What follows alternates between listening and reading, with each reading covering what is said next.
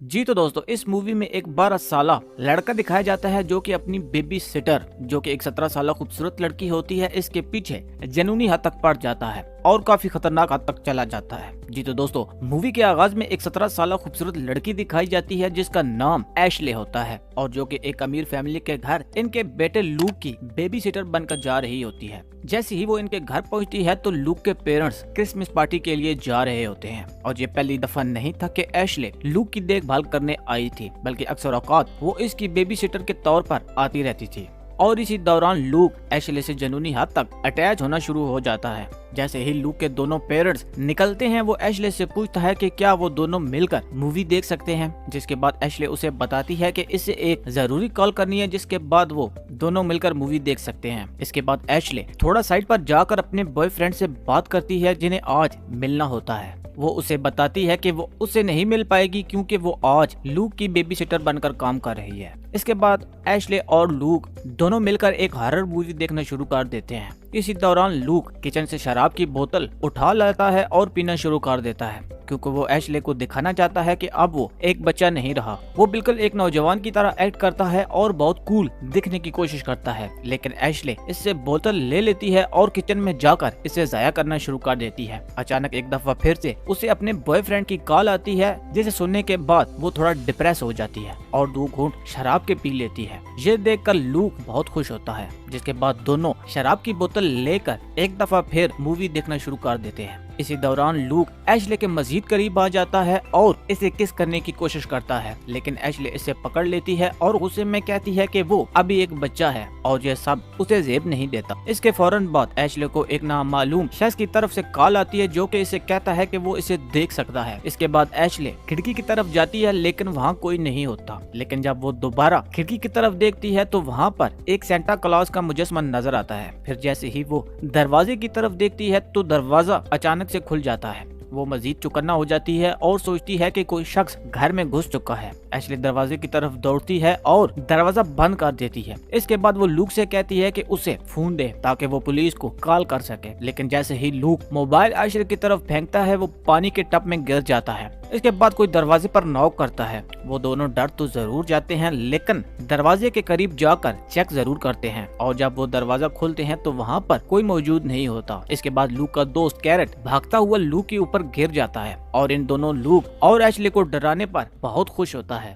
इसके बाद Ashley carat से पूछती है कि आया वो पीछे बैकयार्ड में आवाजें निकाल रहा था, लेकिन वो कहता है कि वो तो बैकयार्ड में गया ही नहीं है। इसके बाद वो सेकंड फ्लोर पर एक गिलास के टूटने की आवाज सुनते हैं। इसके बाद एशले को यकीन हो जाता है कि घर में वाकई कोई घुस आया है और वो एक छुरी पकड़कर ऊपर सीढ़ियों की तरफ जाने लगती है। जैसे ही वो ऊपर पहुंचती है तो देखती है कि खिड़की का शीशा टूटा हुआ होता है। एशले पुलिस को फोन करने की कोशिश करती है लेकिन नेटवर्क की वजह से वो राब्ता नहीं कर पाती। इसके बाद एशले खुद पुलिस स्टेशन जाने की कोशिश करती है लेकिन जैसे ही वो बाहर गाड़ी को देखती है तो वो पंचर नजर आती है और अब वो समझती है कि ये सब एक प्लान के तहत हो रहा है और बहुत डर जाती है। इसके बाद कैरेट ऊपर से एक ईंट उठाकर लाता है जिस पर लिखा होता है कि if you leave you die. Carrot बहुत डर जाता है और घर से बाहर भागने लगता है। इसी दौरान वो एक गोली की चलने की आवाज सुनते हैं जो कि कैरेट को लगती है और वो जमीन पर गिर जाता है। ये देखकर एशले बहुत डर जाती है और तमाम दरवाजे और खिड़कियां बंद कर देती है। लुक कहता है कि इसके बाप के कमरे में एक गन मौजूद है, लेकिन जैसे ही वो गन की तरफ भागते हैं तो देखते हैं कि कोई इनके घर दाखिल हो चुका है जिसके पास एक बड़ी सी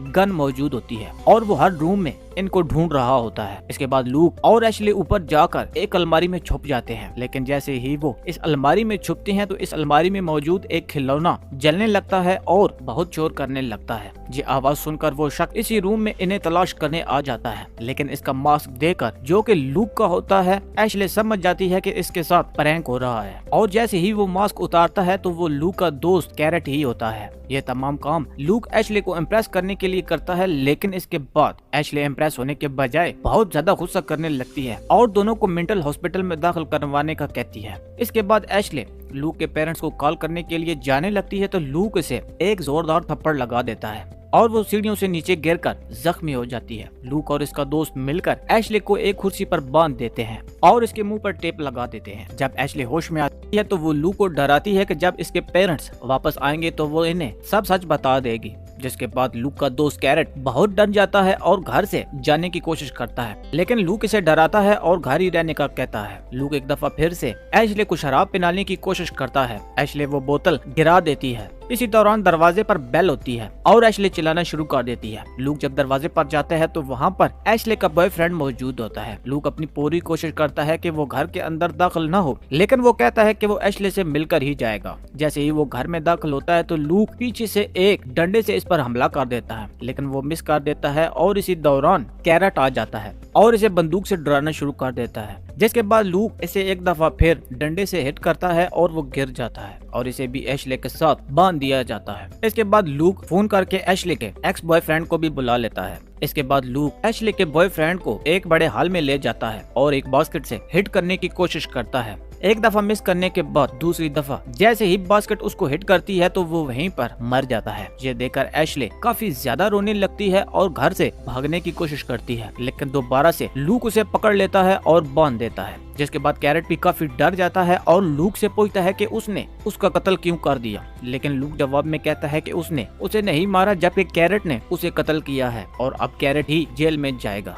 और अगर वो जेल नहीं जाना चाहता तो इसकी हर बात माने। फिर वो उससे कहता है कि वो एशले पर नजर रखे और इसी दौरान एशले का एक्स बॉयफ्रेंड भी वहाँ पहुँच जाता है और लूक इसे रिसीव करने के बाद बोलता है कि वो एशले के लिए एक अपॉलॉजी लेटर लिखे तो एशले इससे जरूर मिलेगी। इसके बाद मूवी में दिखाया जाता है कि एशले का एक्स बॉयफ्रेंड जब लेटर लिख रहा होता है तो इसी दौरान लूक एक रस्सी के जरिए इसका गला दबा देता है और इसे एक दरख्त के साथ लटका देता है। इसी दौरान जब कैरेट एशले को खोलने लगता है तो वहाँ पर लूक पहुँच जाता है और इसे गोली मारकर कत्ल कर देता है। इसके बाद वो एक छुरी से एशले की गर्दन में मारता है और इसे भी कत्ल कर देता है। और जब वो देखता है कि इसका काम तमाम हो चुका है तो घर की सफाई शुरू कर देता है और तमाम मामले को ऐसा बना देता है कि एशले के दोनों बॉयफ्रेंड्स आपस में लड़ पड़े और ये सब इन्हीं का किया धरा है। इसके बाद वो आराम से जाकर अपने बेड में सो जाता है। जब लूक के पेरेंट्स घर वापस आते हैं तो वो ये सब देखकर हैरान रह जाते हैं, जबकि लूक की माँ भागकर लूक के कमरे में आती है और देखती है कि लूक तो वहाँ आराम से सो रहा होता है। ये सुनकर लूक भी बहुत इनोसेंट बनने की कोशिश करता है और अपनी माँ से पूछता है कि घर में क्या हुआ, जैसा कि उसे तो किसी चीज का मालूम ही न हो। इसी दौरान वहाँ पुलिस पहुँच जाती है और अपनी तफ्तीश शुरू कर देती है। पुलिस में से एक चिल्लाता है कि इनमें से एक जिंदा है। ये सुनकर लूक भागकर खिड़की की तरफ जाता है और वो देखता है कि एशले अभी जिंदा होती है और जब एशले की नजर लूक पर पड़ती है तो वो इसे अपनी मिडिल फिंगर दिखाती है और इसे हॉस्पिटल ले जाया जा रहा होता है। लूक माँ की तरफ मुड़ता है और कहता है कि वो एशले के बारे में बहुत फिक्रमंद है और वो इसे जाकर हॉस्पिटल में मिलना चाहता है, क्योंकि लूक इंतहाई चालाक होता है और वो अपना काम तमाम करना चाहता है। और यहीं पर मूवी का एंड हो जाता है।